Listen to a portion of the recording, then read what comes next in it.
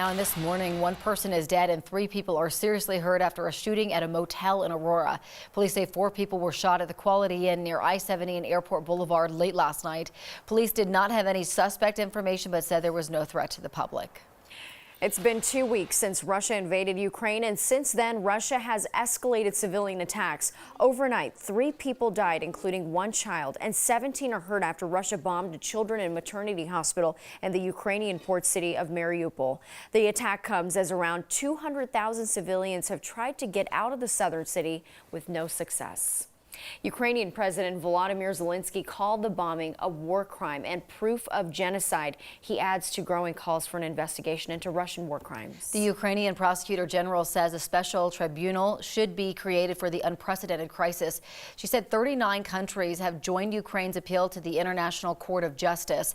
So what is a war crime? Based on International Criminal Court definitions, targeting civilian populations, violating the Geneva Conventions, targeting specific groups of people, and more could be potential Russian war crimes. The ICC's chief prosecutor said that, quote, intentionally directing shelling or targeting civilians or civilian objects is a crime within the jurisdiction of the court.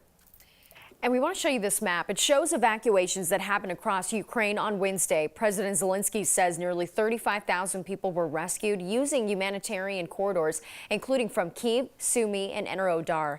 Zelensky said they'll continue evacuations today. Ukrainian authorities say those evacuation efforts failed in some of Kyiv's suburbs, and heavy weapons fire appeared to have disrupted some of those routes. The U.S. House of Representatives approved legislation last night that would ban Russian energy imports, going even further than President Biden's proposed ban on Russian oil. 17 representatives voted no, including Colorado Republican Lauren Boebert.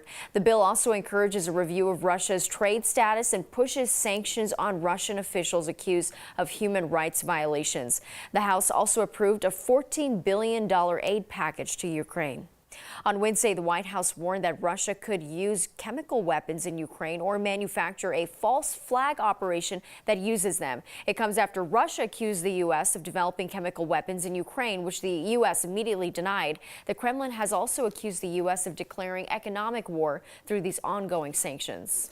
A meeting between the foreign ministers of Ukraine and Russia met this morning but ended without an agreement on humanitarian corridors or a ceasefire. Ukrainian officials say the two sides agreed to continue efforts to seek a solution to the humanitarian issues on the ground. Colorado is now sending extra body armor and ballistic helmets to Ukraine to help civilians fighting to protect their country. Through Monday next week, the state is calling on police departments and sheriff's offices to donate gear.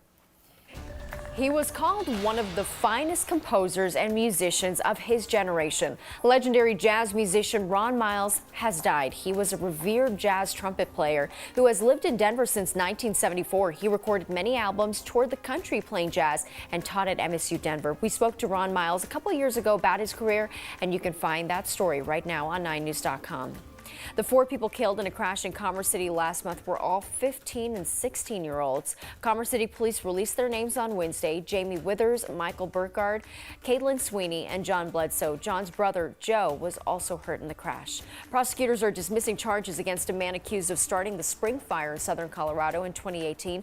Jesper Jorgensen has been found incompetent to stand trial several times. Prosecutors in Alamosa County say they don't have the resources to restore his competency through forced medication. The DA's office is working to move him into ICE custody, and they want him deported to his home country of Denmark. A judge is ordering Douglas County School Board to do its business out in public as the law requires. The judge says evidence suggests they decided privately to fire former Superintendent Corey Wise before they did it at a meeting. A citizen sued the 4 conservative members of the board, claiming the board members used a walking quorum, a bunch of one-on-one meetings designed to skirt the law requiring public meetings. And Colorado courts haven't decided whether that violates the spirit of the law or is actually illegal. Ducko Schools declined to say anything about the order. And that's your Morning Rush.